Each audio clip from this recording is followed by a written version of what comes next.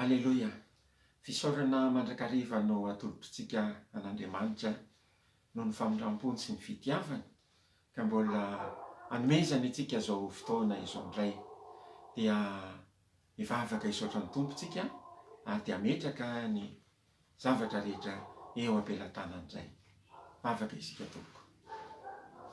Saotranao izay Andriamanitra rainay eo fa lehibe ny famindram-ponao sy ny fitiavanao.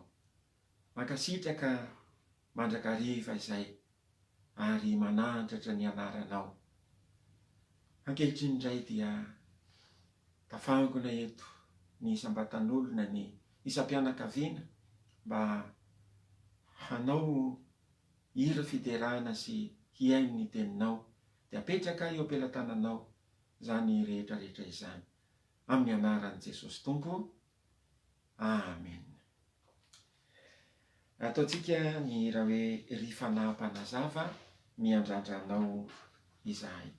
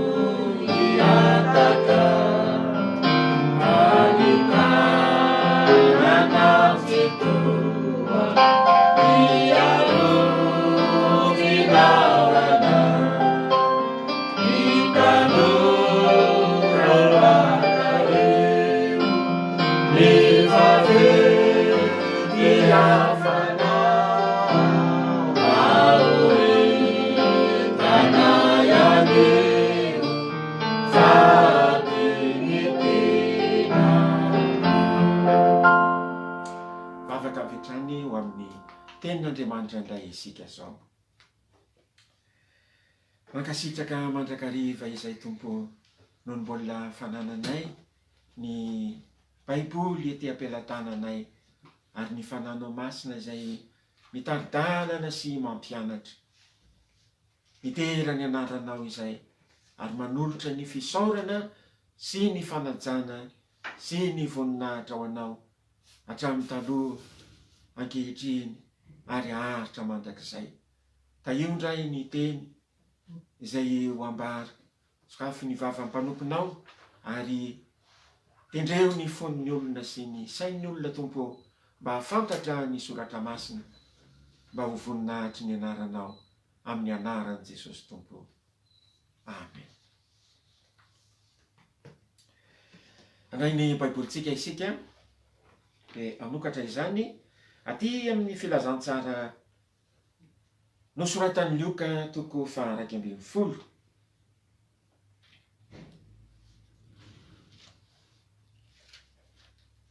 Lioka toko 2:12 ka ny andininy 10 ka hatramin'ny andininy 13.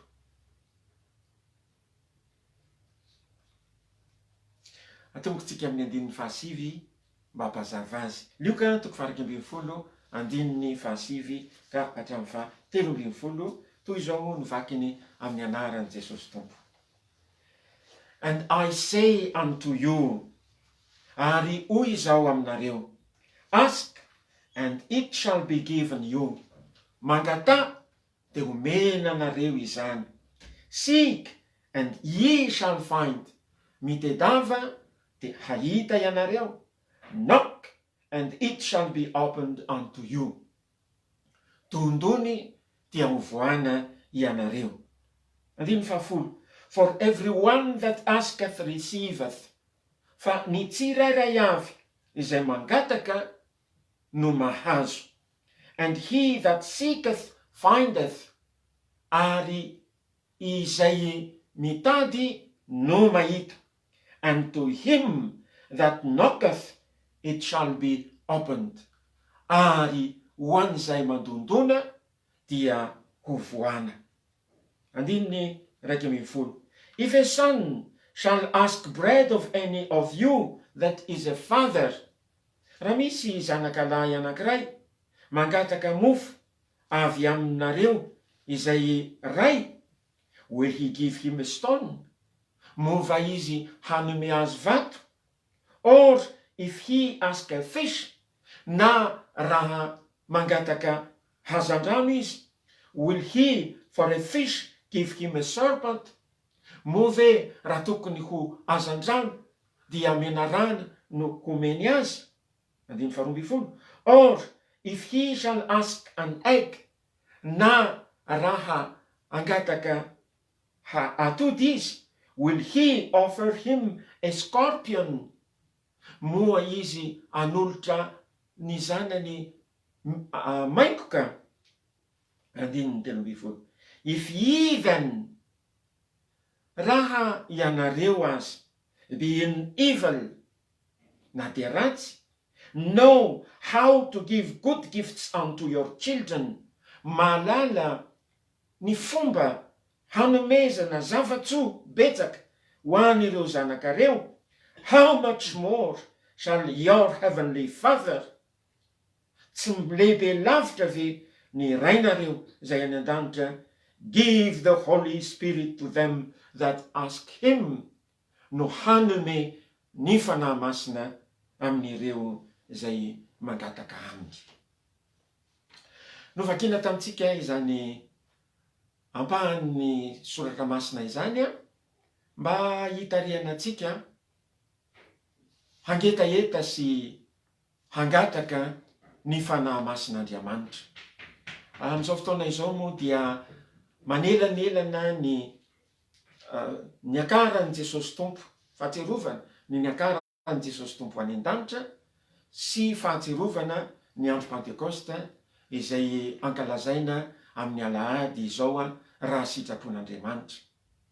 Dia tarihana isika noho ny famindrampon'Andriamanitra mba hifantoka amin'izany hoe ny fanahy masina izany. Dia eto zao Jesosy Tompo dia mampirisika hoe mangatao izy, fa izay angatahanao dia omenanao. Zany no tena hevitra io 5 io. I say unto you, zaho Jesosy zany, ny tenany izy, zaho Jesosy no milaza aminareo.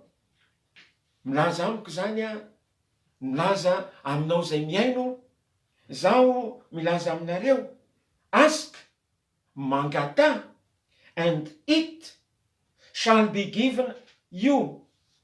De izay angatahanareo dia omenanareo. It shall be given you.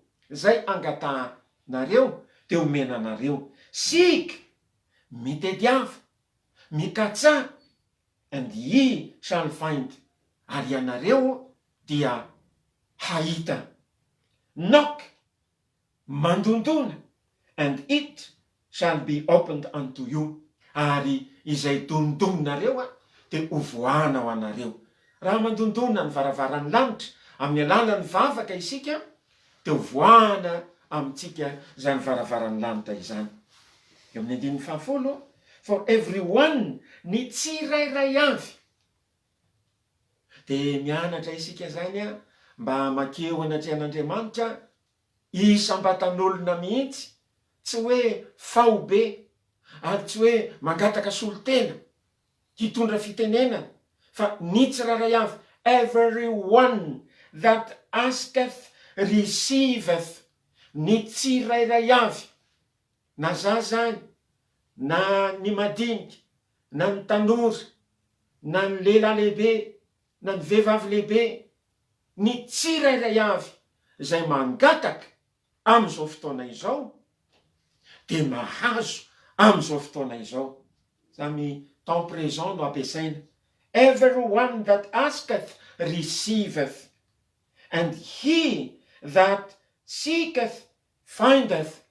Ary ilay olona izay mitady, he or she, ilay olona izay mitady, izay mikatsaka amin'izao fotoana izao, findeth, dia mahita amin'izao fotoana izao.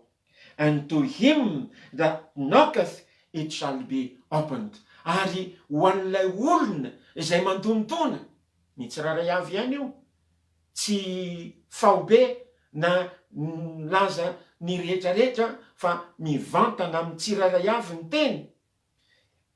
To him, ho an'izay mandondona, that knocketh it shall be opened, dia hovoana zany dondominy izany.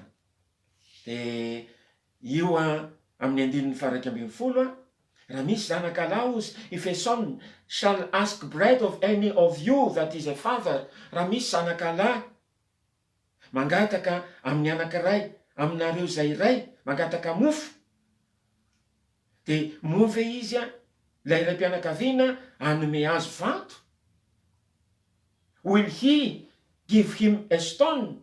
Or if he ask a fish, na raha angataka hazandrano na trondro lay zanany lahy, will he for a fish give him a serpent? Move raha tokony ho trondro na hazandrano dia menarana no omeny azy. 12. Or if he shall ask an egg, na raha tahiny ilay zanaka angataka atody, will he offer him a scorpion? Moa ilay raim-pianakaviana hanolotra azy maikoka. Ny menarana sy ny maikoka dia samy misy poizina. Zany hoe isika raim-pianakaviana hanome poizina ny zanakitsika ve zay mangataka amintsika. Dia hoy Jesosy Tompo amin'ny andininy 13. If ye then, tsika raim-pianakaviana zay manatrika etona, if ye then, raha ianareo azy, hoy Jesosy Tompo, be in evil, ratsy, mety misy lesoka ny fiainana, mety tsy tanteraka, raha ianareo azy, na de ratsy azy, know how to give good gifts unto your children. Mahalala hanome zavatsoa betsaka, gifts, pluriel. Mahalala hanome zavatsoa betsaka, zay veritsika mba hoe zavatsoa, omentsika ny zanakitsika. Raha ianareo na dia ratsy azy, mahalala hanome zavatsoa betsaka ho an'ireo zanakareo, how much more, tsy mihoatra lavitra noho izany va ihany, tsy mihoatra lavitra noho izany va, how much more shall your heavenly Father, ny rainareo zay any an-danitra. Mahafinaritra ny mandre an'izany. Tsika tsiraray avy zany dia manana ray any an-danitra. Tsy mihoatra ny lavitra noho izany va, tsy maika ny lavitra va, ny rainareo zay any an-danitra. Your heavenly Father give the Holy Spirit to them that ask him. Hanome ny fanahy masina ho an'izay mangataka aminy. Dia taomina isika zany mangetaeta sy angataka ny fanahy masina, fa mbola manana andro vitsivitsitsika zao mialohan'ny ankalazana ny Pentecosta amin'ny alahady zao raha sitrapon'Andriamanitra. Fa tsara ny ahalalantsika hoe misy teny ve ao amin'ny baiboly mampanantena ny hanomezana antsika ny fanahy masina? Ary iza tsara moa io fanahy masina io?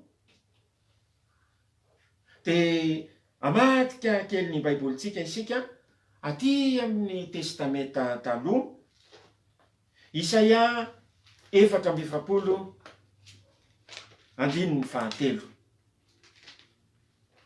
Isaia 4:7. Vakiko amin'ny anaran'i Jesosy Tompo.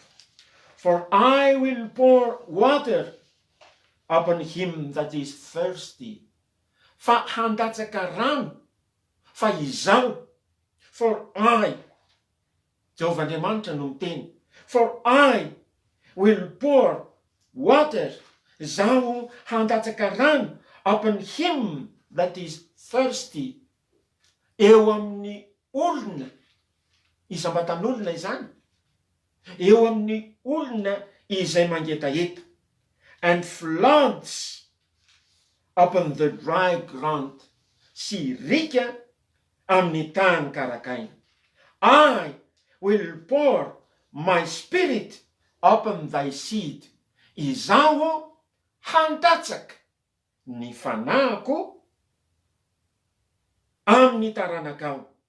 And my blessing upon thine offspring. Ary ny fitahiko amin'ny aterakao. Fampanantenana omen'Andriamanitra izany mba andatsahany ny fanahiny masina amin'izay olona mangetaeta. Ary ny fitahian'Andriamanitra ho amin'ny taranakao ho izy. Fa iza moa ny fanahy masina? De efa nolazaina antsika fa ny fanahy masina dia anankiray amin'ny persona telo izay Andriamanitra an'Andriamanitra. Ary isika kristianina de mino an'izany. Io fanambarana io de nomen'ny Tompo any Jaona lay apôstôly malalany. Any amin'ny epistily nosoratan'ny Jaona, epistily voalohany nosoratan'ny Jaona, toko 5. Bakeo ngeny jereo ngeny baibolinao hoe ny Jaona voalohany de aty amin'ny faraparany amin'ny baiboly. Jaona voalohany toko 5 ka ny 7. For there are 3 that bear record in heaven. Fa misy 3 izay mitondra fanambarana na vavolombelona any an-danitra. The Father, the Word, and the Holy Ghost. De ny ray, ny teny, ary ny fanahy masina. And these 3 are one. Ary ireo 3 ireo dia iray. Sarotra-takariny zany fa ilaina inona. Misy anankitelo izy no mitondra fanambarana any an-danitra. De izy avy ireo anankitelo ireo, ny iray ozy, ny teny, ny fanahy masina. Ary ireo 3 ireo de iray ihany. Ny tinambara amin'ny hoe ray de ilay Andriamanitra, Jehova Tompo. Ny hoe ny teny kosa de Andriamanitra Zanaka na Jesosy Tompo, fony izy mbola tany an-danitra fa tsy nidina ho nofo tety ambonin'ny tany. Ary ny fanahy kosa de ny fanahy masina. De zay zany ny finoantsika mikasika ny hoe ny 3 izay iray. dia zao a zany hoe telo zay ray zany a dia efa hatramin'izay tsy mba nisy ny andohany, tsy mba nisy namorona azy, tsy mba nisy niteraka azy, fa efa teo hatrizay ary amin'izao fotoana izao dia mbola eo zany Andriamanitra tokana raisina hoe telo zay ray zany, ary ho mandrakizay dia mbola eo foana zany hoe Andriamanitra telo zay ray zany. Sarotra takarina hoy aho fa ny mino no anjarantsika. Dia hijery ary tsika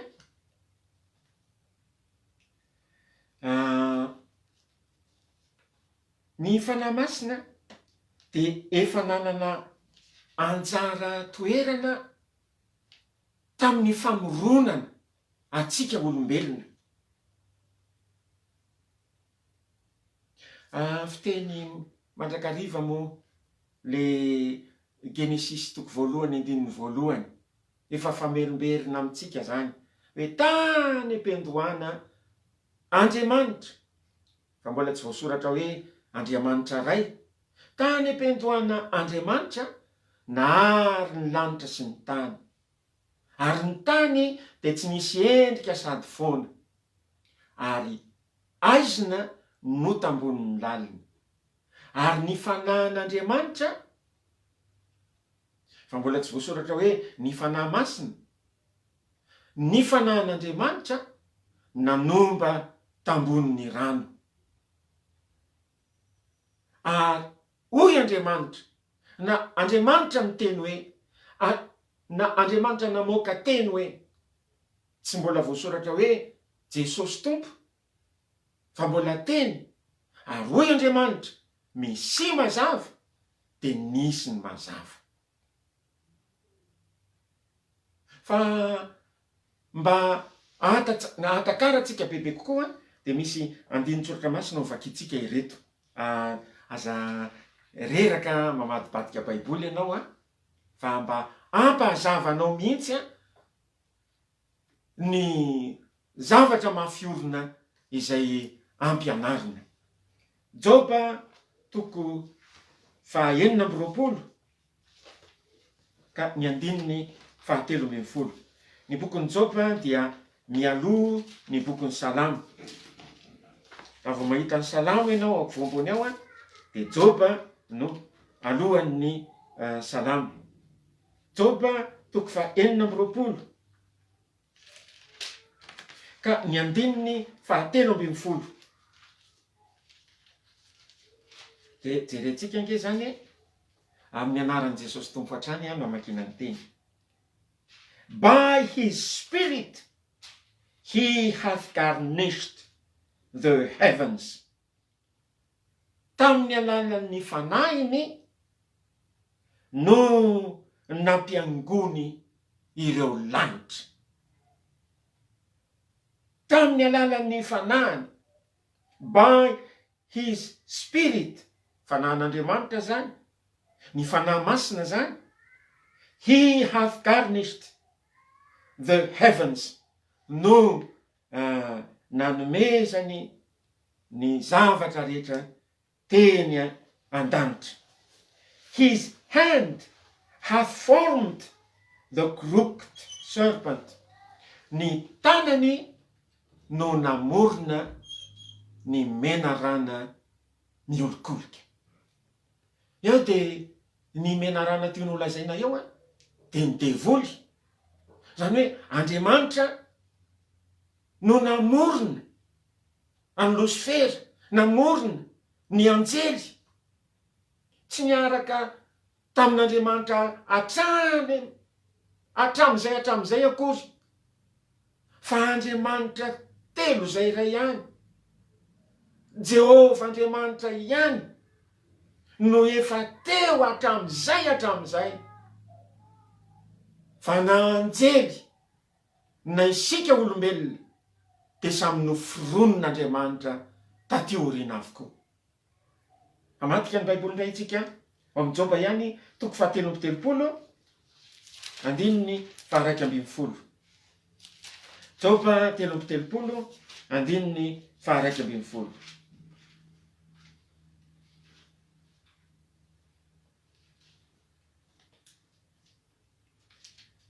Azafady, 14.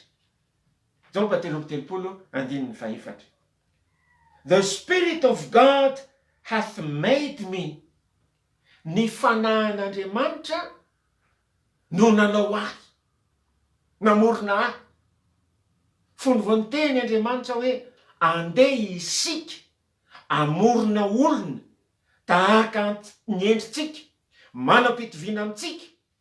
Dia tsy ny anjely akory no nitominy ka hoe Andriamanitra sy ny anjely hoe andeha isika, fa Andriamanitra ray, zanaka, fanahy masina, na Andriamanitra sy ny teniny ary ny fanahiny no nilaza manao hoe andeha isika amorona olona tahaka ny endritsika, olona manam-pitoviana amintsika. Dia izao no ambaran'ny Joba 3:17 hoe The Spirit of God hath made me. Ny fanahin'Andriamanitra no nanao ahy. And the breath of the Almighty hath given me life. Ary ny fofonain'ny tsito no nanome ahy fiainana. Zasy ianao zany dia nandray anjara tamin'ny famoronana antsika olombelona ny fanahin'Andriamanitra. Anankiray koa Salamo. Joba moa dia Salamo avy eo. Salamo 4:100 ka ny 9:30. Sokafo indray ny Baibolinao Salamo 4:100 ka ny 9:30. Zao indray no vaky ny teny ato.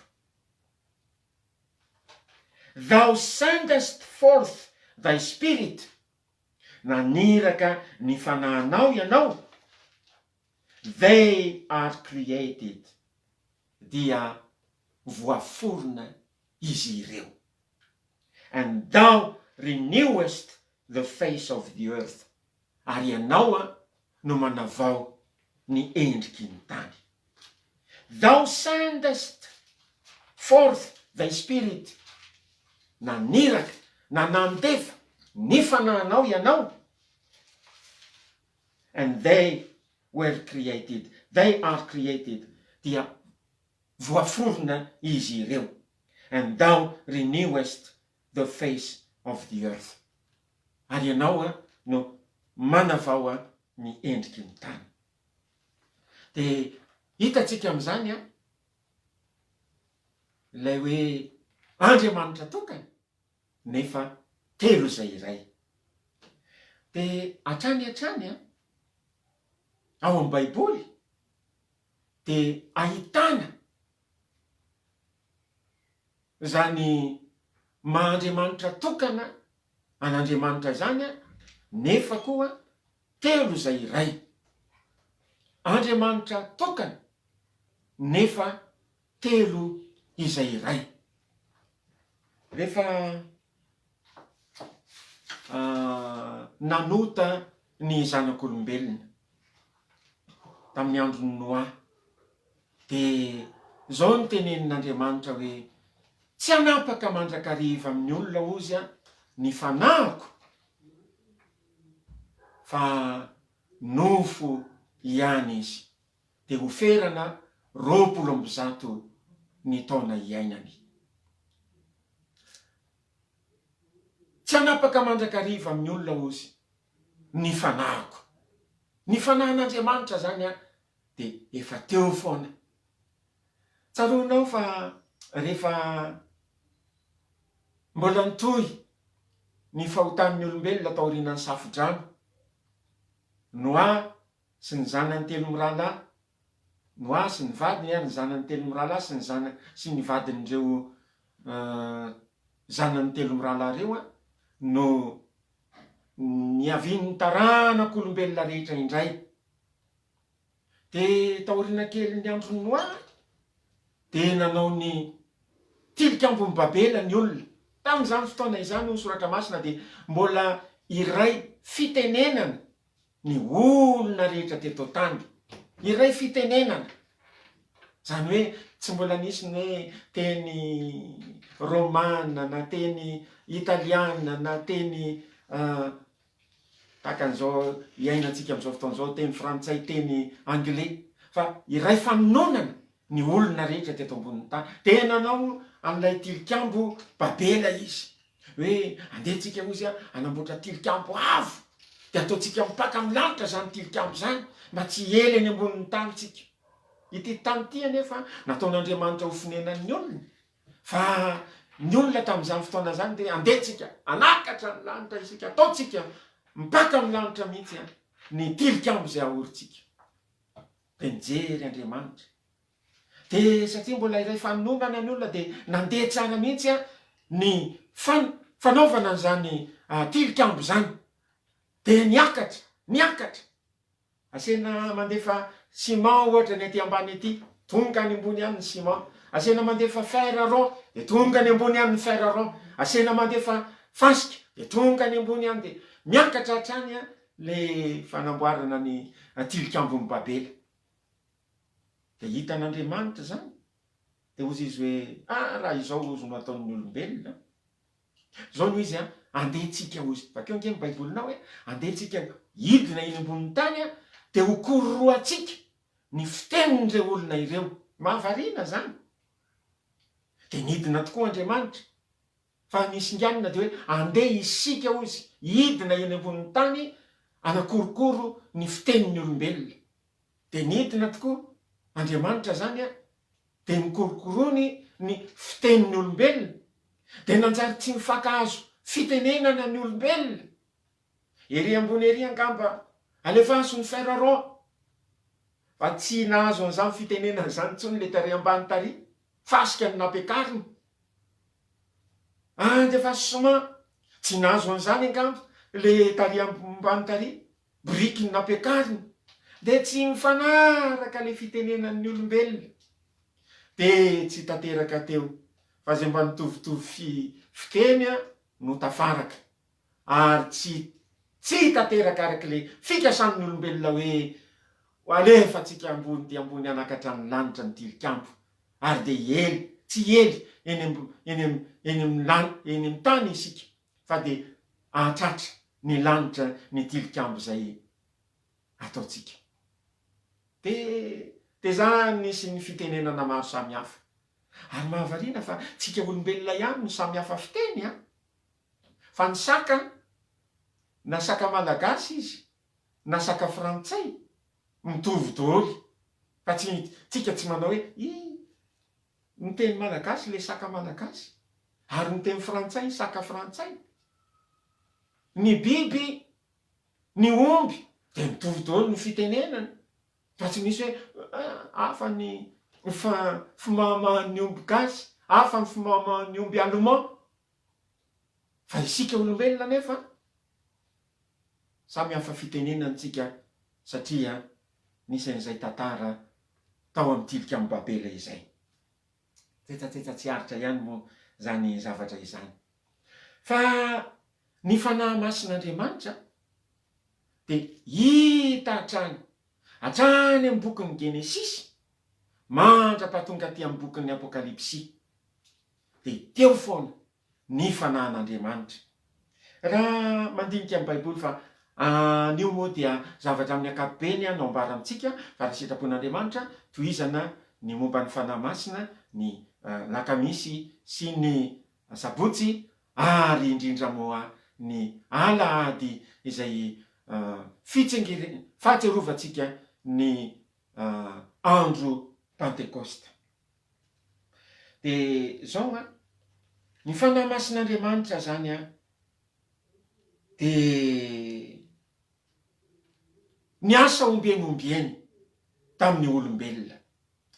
Raha mamaky ny baiboly ianao de rehefa namidin'ireo rahalahy ny Josefa ka lasa tany Egypta, de novidiny Potifara tandapany Farao izy.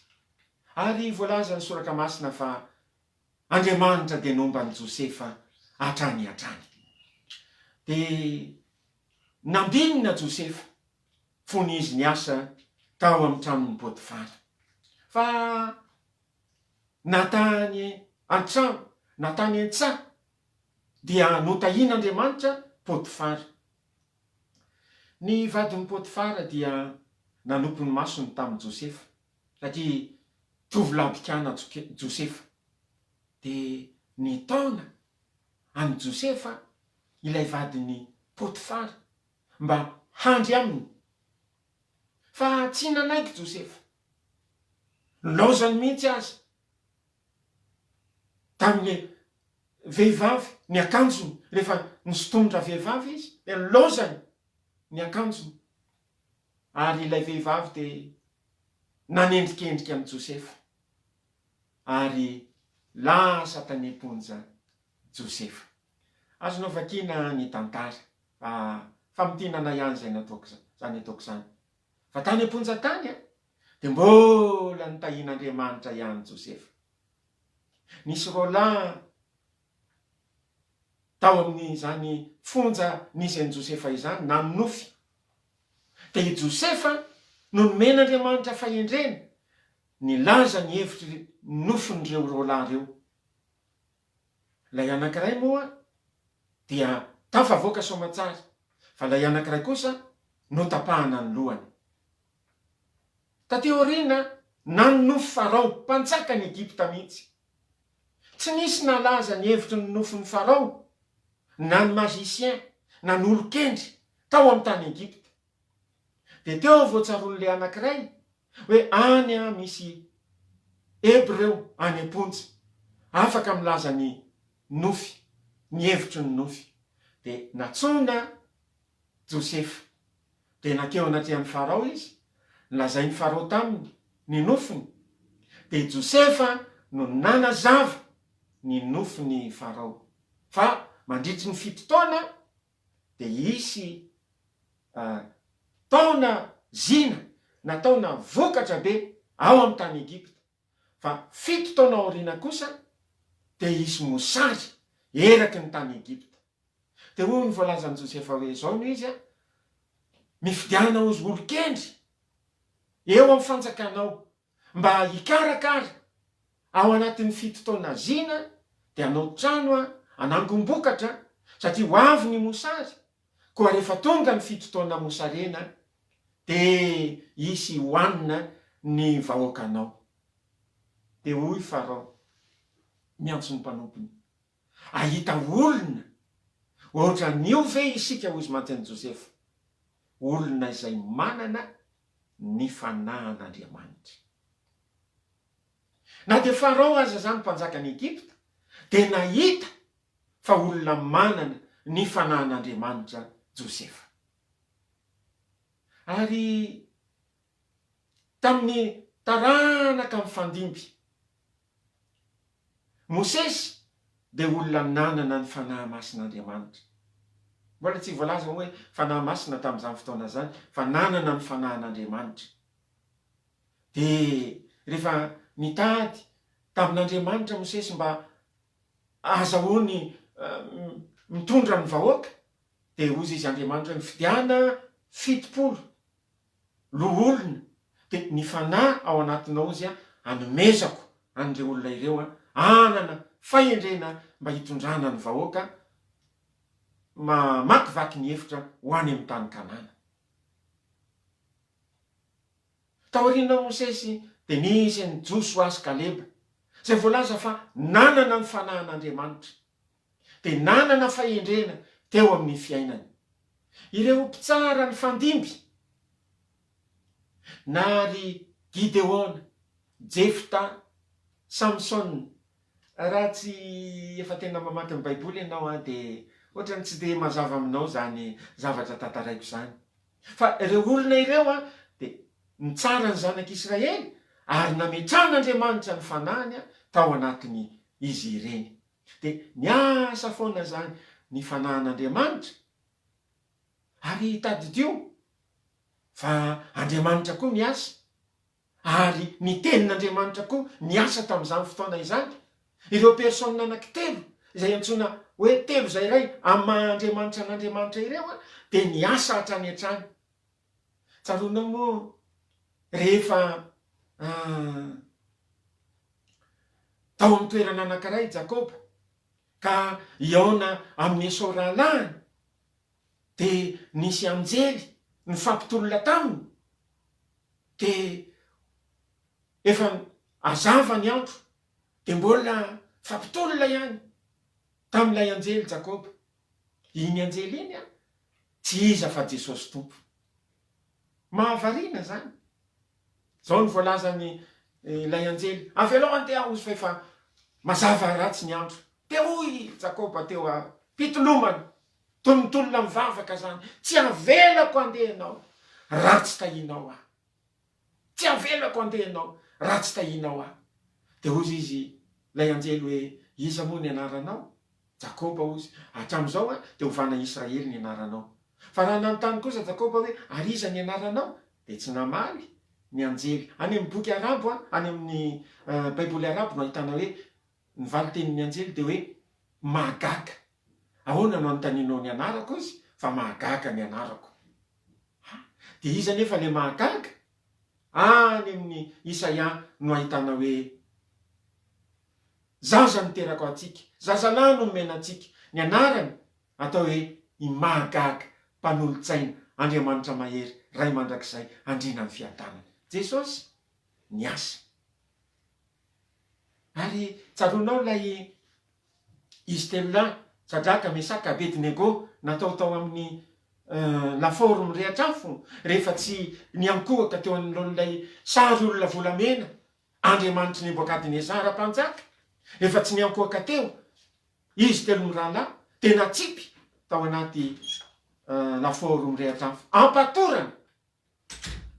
Fa ny olona izay nanipy azy tao no nitsipaka no ny hafanan'ny afo. Fa izy telo lahy kosa rehefa tonga tao anatin'ilay lafaoro ka nitazana azy Nebokadinezara mpanjaka dia zao ny voalaza manao tsy telo lahy ampatorana ve ho Nebokadinezara mpanjaka no natsipitsika tao anaty afo. Ary dia namaly ny mpanompony, endry mpanjaka ozy, marina zany. Ary nahoana ozy no mahita efada mandehandeha ao anatin'ny afo ary ny fijery ilay fahefatra ozy dia toy ny zanak'Andriamanitra Jesosy Tompo iny niaraka tamin'ny Sadraka sy Mesaka ary Abedinego tao amin'ny anaty afo iny. Zany hoe nandritry ny fotoana rehetra dia teo foana nanana andraikiny ireo persona anankitelo maha-Andriamanitra an'Andriamanitra ireo. Ny asa ny fanahin'Andriamanitra tamin'ireo mpaminany, na tamin'ny Samuel zany, na tamin'ny Isaia, na tamin'ny Jeremia, na tamin'ny Daniel, hatrany hatrany dia ahitanao momba ny hoe fanahin'Andriamanitra any amin'ny baiboly.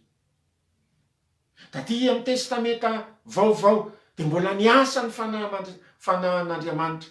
Jesosy avy any Nazareta dia nosoran'Andriamanitra tamin'ny fanahy masina sy ny hery, nandehandeha nanao soa ary nanasitrana izay rehetra nampahorin'ny devoly satria Andriamanitra nomba azy.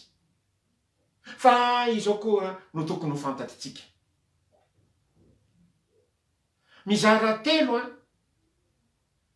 ny vanim-potoana teto amin'izao tontolo izao. Ny vanim-potoana voalohany dia antsoina hoe vanim-potoana an'Andriamanitra ray. Ny testamenta taloha manontolo dia Andriamanitra ray no tena nisongadina tamin'ny asa. Zay ilay atao hoe vanim-potoana n'Andriamanitra ray.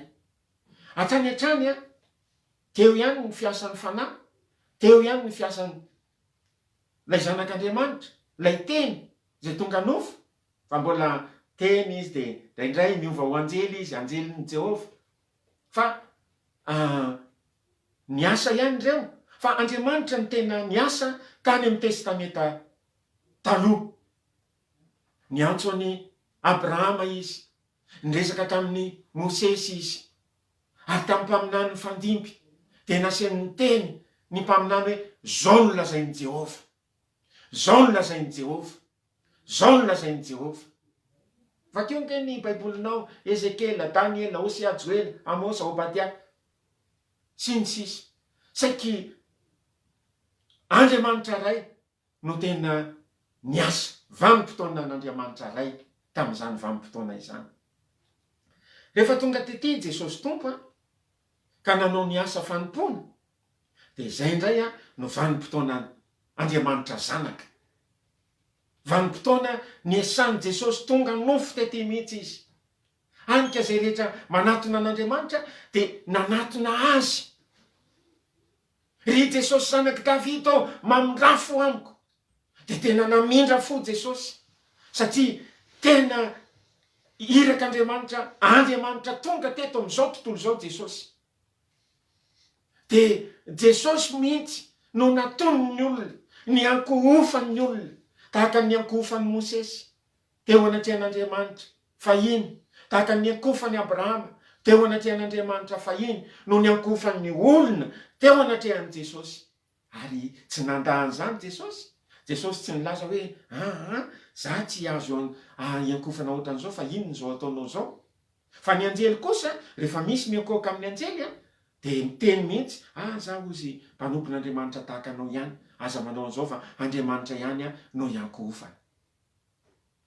Vanim-potoana ny Andriamanitra Zanaka tamin'izany fotoana izany, mandritry ny fotoana na teto ambonin'ny tany any Jesosy Tompo. Fa rehefa lasa niakatra kosa Jesosy Tompo, tao aorianany nanaovany asa fanavotana ho antsika zanak'olombelona, ka niakatra ny an-danitra izy, ary nandrotsaka ny fanahy masina hoeto ambonin'ny tany, narotsany tamin'ny reo apôstôliny ny fanahy masina, dia niandro teo kosa ny vanim-potoana ny fanahy masina. Hatramin'ny andro izay niritsahan'ny fanahy masina tamin'ny andro Pentekosta zany no vanim-potoana ny fanahy masina. Ary amin'izao andro iainantsika izao dia mbola andro ny fanahy masina izao. Zao no atao hoe androm-pahasoavana. Zao no miasa eo amintsika olombelona ny fanahy masin'Andriamanitra. Ny fanahy masina no manome teny izay toriana amintsika. Ny fanahy masina no mitondra fandreseni-dahatra eo amintsika. Satria hoy ny soratra masina hoe rehefa tonga ny fanahy masina, izy no hampiaiky izao tontolo izao ny fahotana sy ny fahamarinana ary ny fitsarana. Ny fanahy masina no mitarika, ny fanahy masina no mampianatra, ny fanahy masina no mampionona. Tsy hamela anareo irery aho, hoy Jesosy Tompo, fa akaty aminareo ahy. Dia raha mamaky ny boky ny asan'ny apôstôly ianao, dia misy fitariana amin'ny fanahy masina hatrany tamin'ireo apôstôly ireo. Ary hatramin'izany ka hatramin'izao no ny famirampon'Andriamanitra lehibe dia mbola miasa ny fanahy masina. Koa raha manana ny baiboly isika dia misaotra an'Andriamanitra fa tenin'Andriamanitra ity. Andriamanitra ray no nandefa n'ity teniny ity. Nandefa ny teniny izy ho ny soratra masina mba hasitrana azy sy hanafaka azy amin'ny longo izay nianjerany.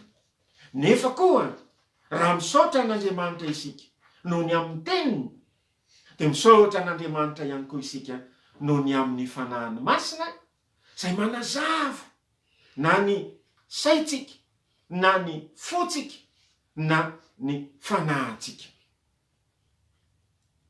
Amin'izao fotoana izao dia mba hisarika kely ny saitsika ahako amin'reto anarana vitsivitsy izay entin'ny fanahy masina ireto. Jereo nge ny baibolinao, Nehemia 7:9, andininy 20. Ny bokin'ny Nehemia indray dia aty aorian'ny bokin'ny tantara. Tantara voalohany, tantara faharoa.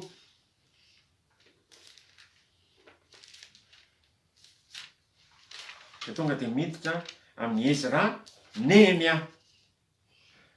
Nehemia toko fasivy, andininy faharoapolo.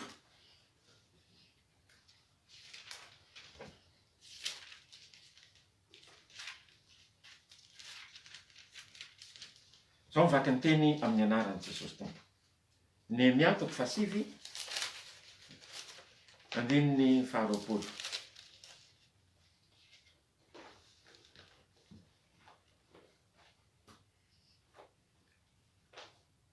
Thou gavest also thy good spirit to instruct them. Nomenao ihany koa ny fanahinao tsara ampianatra azy ireny. Teny an-dalana nakany ny hevitra zany, namakivaky ny hevitra, dia ny fanahin'Andriamanitra, izay antsoina hoe fanahy tsara. Thou gavest also thy good spirit to instruct them. Nomen'Andriamanitra ny fanahy, izay antsoina hoe fanahy tsara, mba hampianatra ireo zanak'Israely. And withholdest not thy manna from their mouth. Ary tsy no azoninao ny mana ho an'ny vavany, ho anny. And gavest them water for their thirst. Ary nomenao rano izy ho an'ny etaetany.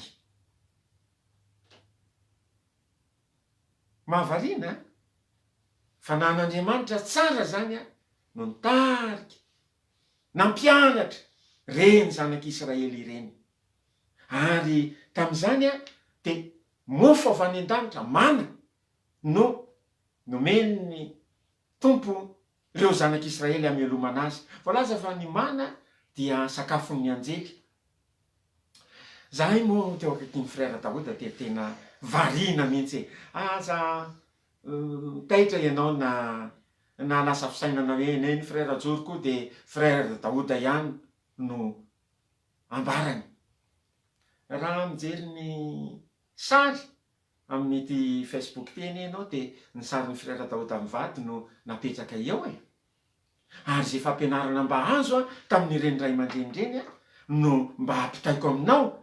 Satria zange nametrahany tanany, dia ozy izy hoe zay zavatra mba notorinay ozy tsy fotom-pampianarana nambarany tompo taminay dia ampitao amin'ny olona. Dia navariana ho an'ny araka tamin'ny frère Daouda, hoy izy, amin'izao fotoan'izao izy, isa taona dia mbola misy mana milatsaka any avaratry Iraka. Mahavariana zany. Zay sy frère Daouda izy dia efa nihinana tsara mihitsy zany mana izany izy. Dia ozy izy koa mitantara aminay, mbola misy papelika ozy kay tonga any amin'ny tany Egypta, indray mandeha isa-taona. Asa moa izay na volana oktobra sa novambra, misy kay ozy mba hatserofan'ny olona mihitsy fa tena nisy. Zany hoe namelomana ny zanak'Israely tamin'ny papelika tany anefitra. Tena nisy mihitsy, zany hoe namelomana ny zanak'Israely tamin'ny mana tany anefitra. Ary mba nahavariana anay koa ary ny frère Daouda natao batisa tao amin'ny on'ny Jordany. Satria moa izy teraka ny tany Moyen-Orient tany. Ko rehefa nibebaka izy tamin'ny andro ny fahatamindrano 7 taonany, dia tsy mba natao batisa tamin'ny batistera izy, na hoe natao nitete rano, intelo mitete, fa tahaka ny nanaovana batisa Jesosy tompo mihitsy, nanaovana batisa azy tao amin'ny on'ny Jordany. Dia mba nahavariana anay mihitsy izany fitantarany zany. Ka karazana tsetratsetra tsy aritra mba ampitaiko aminao ihany zany zavatra izany. Rehefa nandalo an'ity Nehemia toko fasivy, andininy fa araiky amby roapolo ity isika. Ao amin'ny andininy fa roa amby roapolo ary dia mbola misy zavatra mahavariana hoe, moreover thou gavest them kingdoms and nations, Ankoatran'izany nomenao fanjakana sy firenena izy ireo, and did divide them into corners. So they possessed the land of Sion and the land of the king of Heshbon and the land of Og, king of Bashan.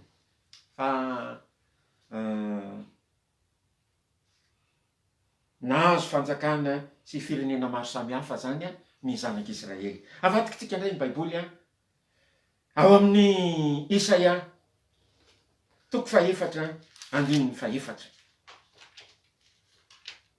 Isaia 4:4.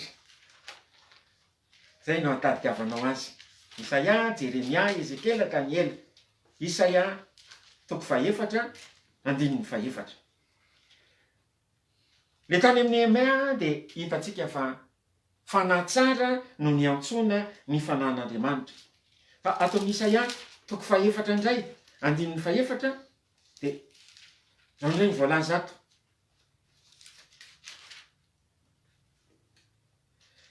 When the Lord shall have washed away the filth of the daughters of Zion, rehefa ho voasasan'ny tompo ny fahalotony zanakavaviny Ziona, and shall have purged the blood of Jerusalem from the midst thereof, ary hodiovina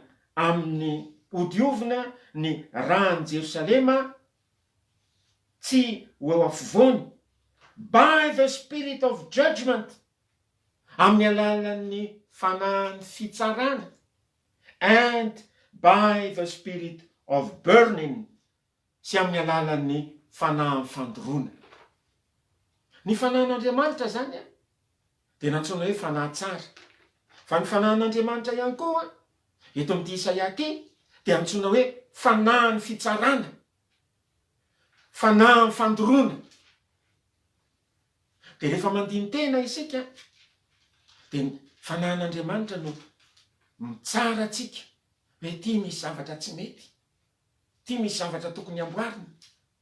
Dia ny fanahan'Andriamanitra no mantoro zay zavatra rehetra tsy araka ny sitrapon'Andriamanitra. Rehefa mangataka ny fanahan'Andriamanitra isika hoe arotsay atao anatiko ny fanahanao tompo ao. Fa ny fanahanao masina dia fanahany fitsarana. Dinio ao Andriamanitra ao. Zaho toetra mifoko. Jereo, raha misy lalana ratsy atao anatiko, dia tario amin'ny lalanao tsara ako. Dia ny fanahany fitsarana, ilay fanahan'Andriamanitra, no manampy atsika hitsara, andinika ny fiainantsika, ary andoro ihany koa zay zavatra rehetra tsy araka ny sitrapon'Andriamanitra eo amin'ny fiainantsika. Isaia ihany 4:12.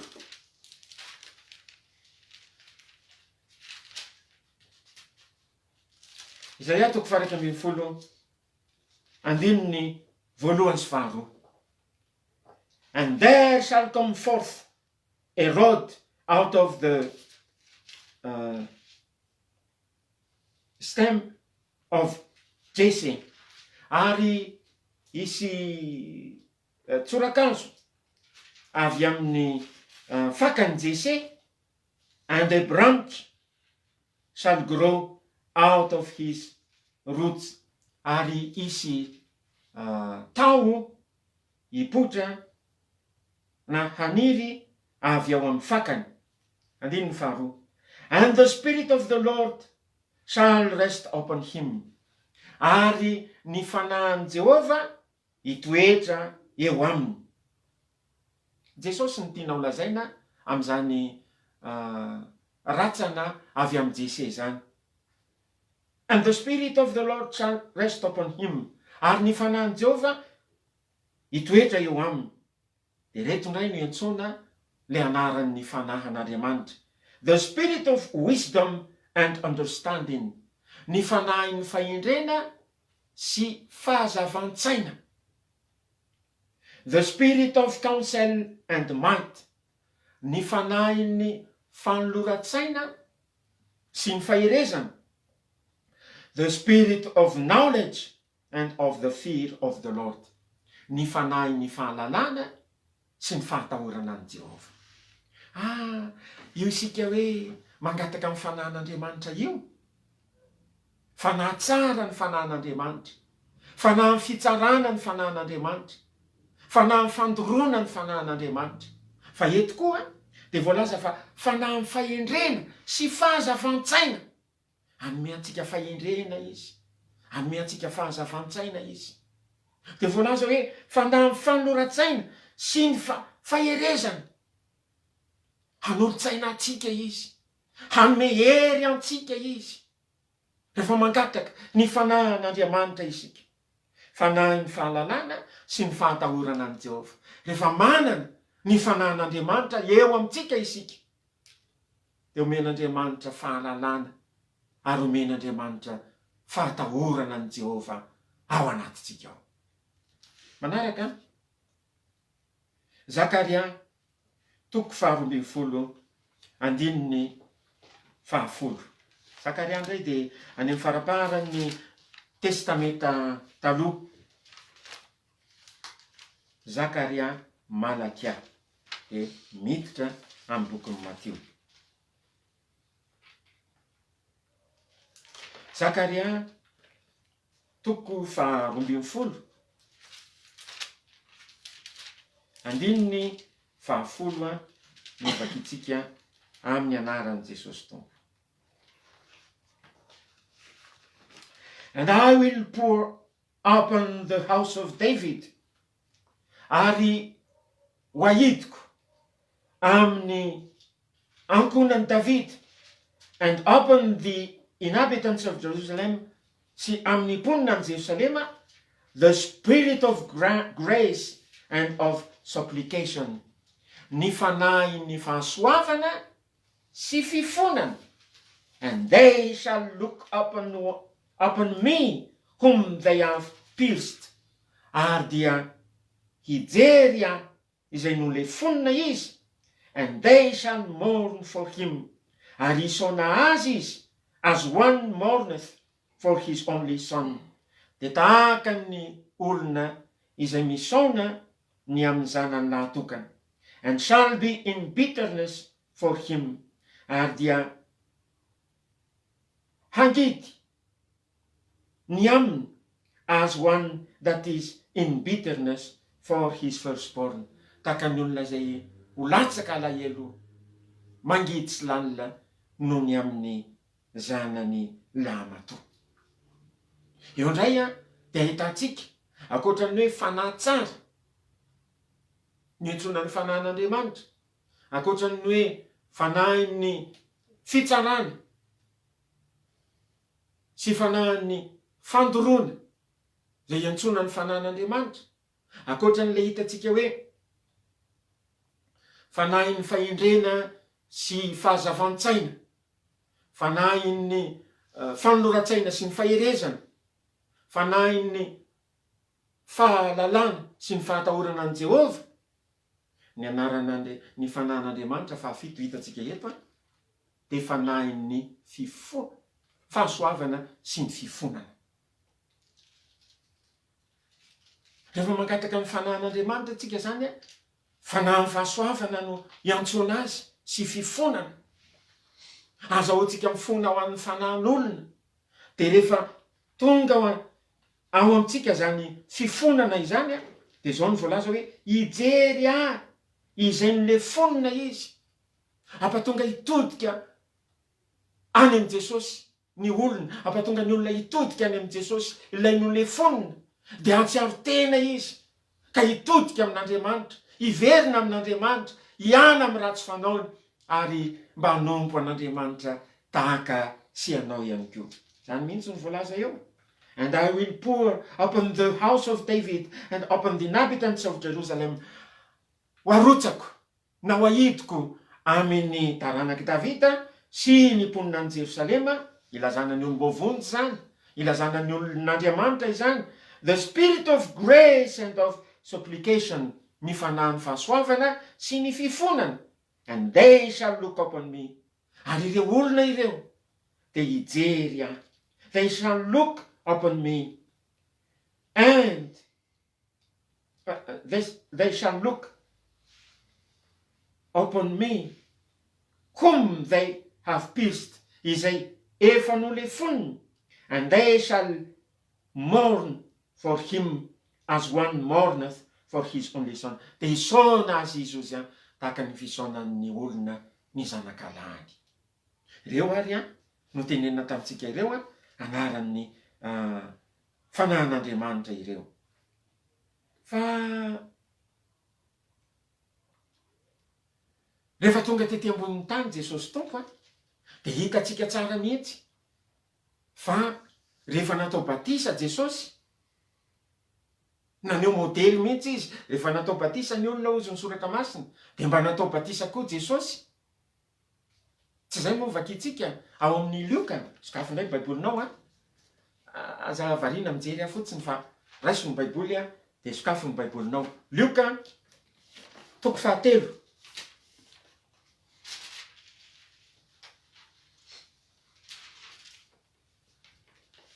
Andininy 1:20 sy 2:20. Now when all the people were baptized, ary rehefa natao batisa ny olona rehetra, it came to pass that Jesus also, dia izao no niseho fa Jesosy koa, being baptized, rehefa natao batisa, rehefa teo ampanaovana batisa azy, and praying, ka teo ampivavahana, the heaven was opened, dia nisokatra ny lanitra, and the Holy Ghost descended in a bodily shape like a dove upon him. Ary ny fanahy masina dia nidina teo aminy naka endriky ny voromailala.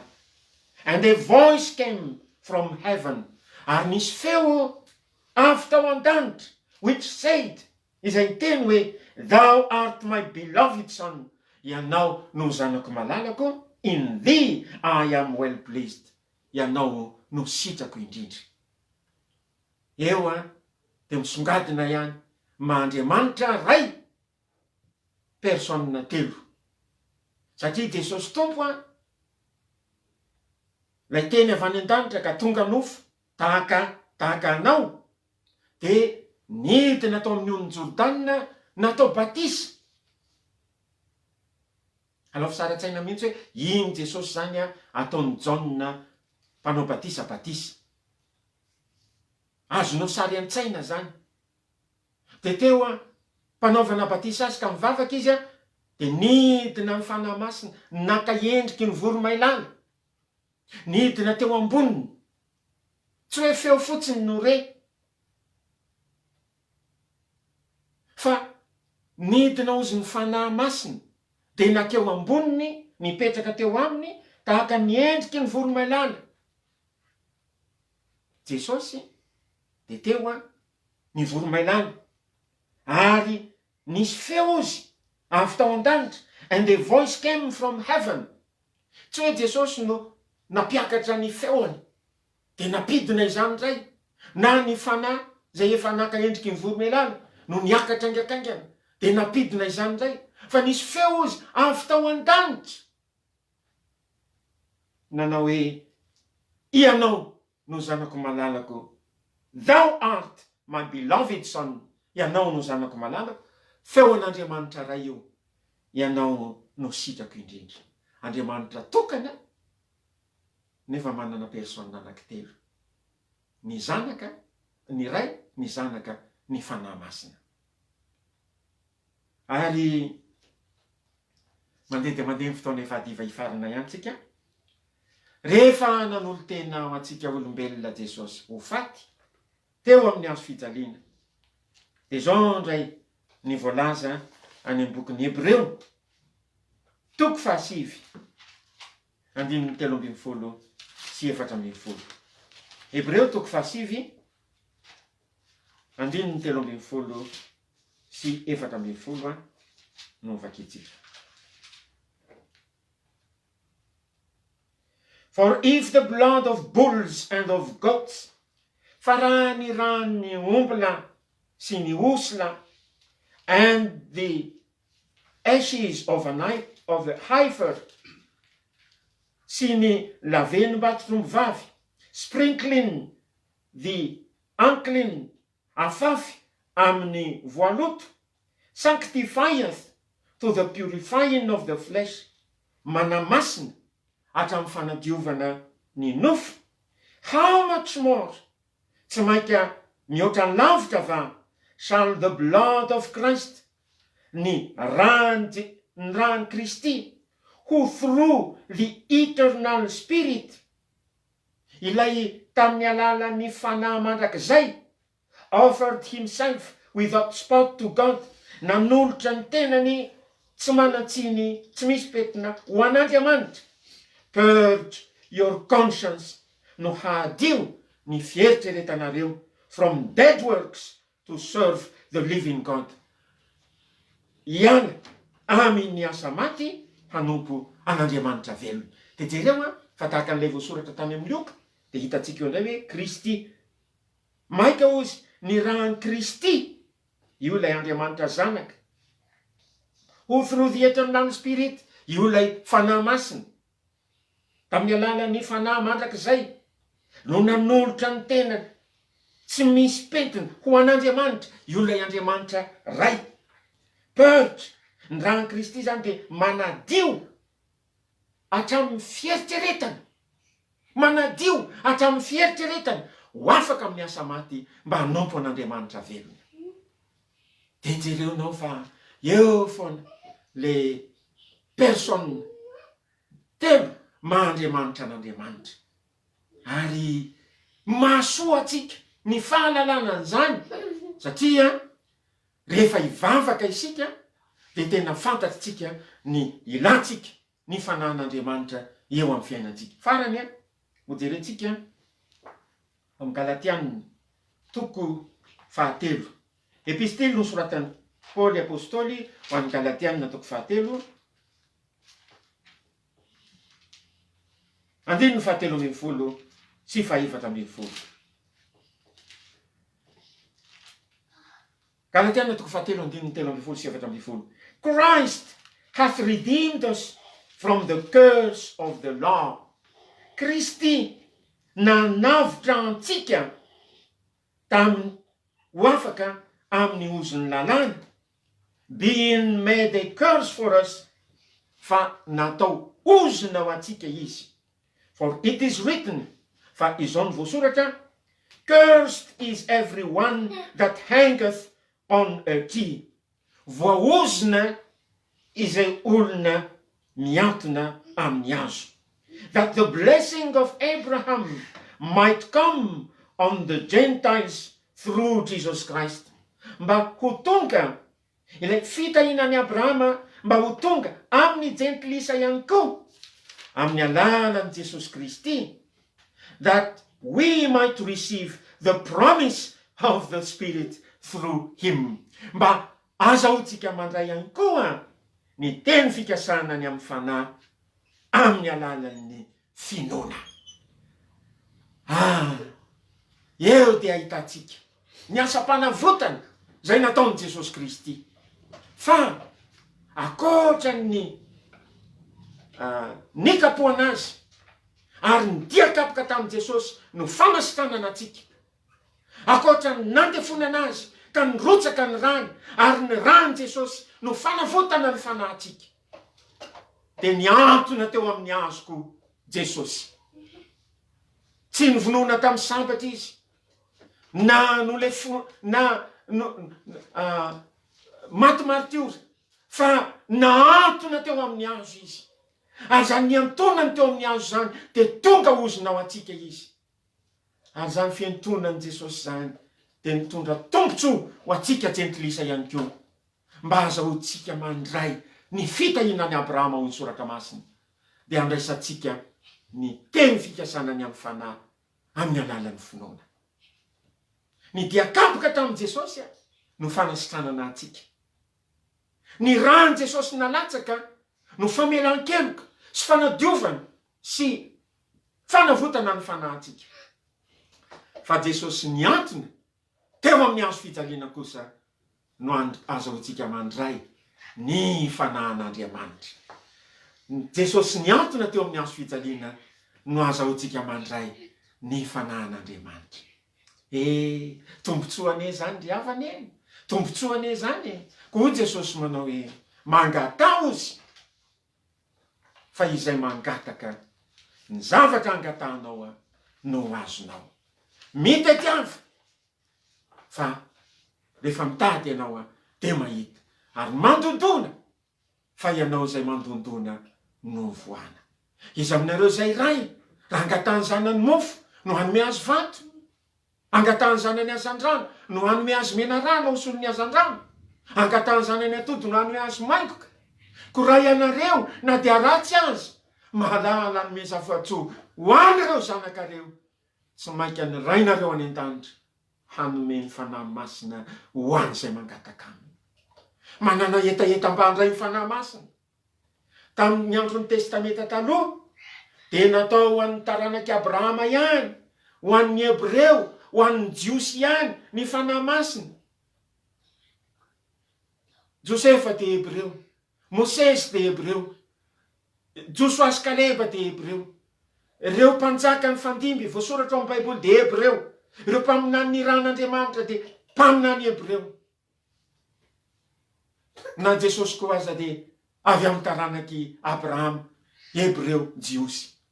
Fa tamin'ny andro Pentekosta, rehefa nirotsaka ny fanahin'Andriamanitra dia nandray anjarako tsika jentilisa, satria efa niantona teo amin'ny hazo Jesosy mba ho tonga amintsika jentilisa koa ny fitahinany Abrahama, ary mba handraisantsika ihany koa ny fanahy masina amin'ny alalan'ny finoana.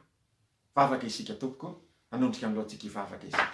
Saotra anao izay Andriamanitra ray eo, no famindrampo sy ny fitiavanao, midera ny anaranao izay, mankalaza ny anaranao izay, manandratra ny anaranao izay, mianjanja ny andro Pentekosta izay, andro ny fanahy masina izao, mba te ahazo ny famanginao izay tompo, dia ny namanginao ny apôstôly fa izay tsy ho tantara fotsiny zany, tsy ho fankalazana fotsiny zany, tsy ataonay mandalo fotsiny zany, fa manana etaeta zay, satria voasoratra hoe andatsaka rano amin'izay mangetaeta, rika amin'ny tany karakaina, andatsaka ny fanahiko amin'ny taranakao ary ny fitahiko amin'ny aterakao. Avy-tsay eo aminay tsiraray avy tompo eo zany fanahinao masina izany, fanahy tsara, fanahy ny fitsarana sy ny fandoroana, fanahy ny fahendrena sy ny fahazavan-tsaina, fanahy ny fanoratsaina sy fanahy ny fahatahorana an Jehovah. Tompo avy-tsay eo aminay izany, fanahy ny fahasoavana sy ny fifonana, avy-tsay eo aminay izany tompo, mba hampatonga anay hanao ny sitraponao eo amin'ny fiainanay. Apetraka aminao ny fiainany tsiraray avy indray amin'ny herinandro ity, mba hiandrandra ary anatenanao. Misaotra indrindra tompo amin'ny anaran'i Jesosy tompo. Amen. Ateo ny fandarantsika fa mitoiza mivavaka ianao any tokantrano. Ny fotoana tsika no voafetra fa manana herinandro tsika mangataka teo mena ianareo, mitetiava dia hitanareo, tondony dia hovoana ianareo. Dia samia tahin'Andriamanitra indray veloma sodolo toboka sitrapony tompo mbola velinaina maimeny ny tompotombonantsika amin'ny alakamisy amin'ny 4 indray ny fotoanantsika manaraka. Veloma sodolo toboka.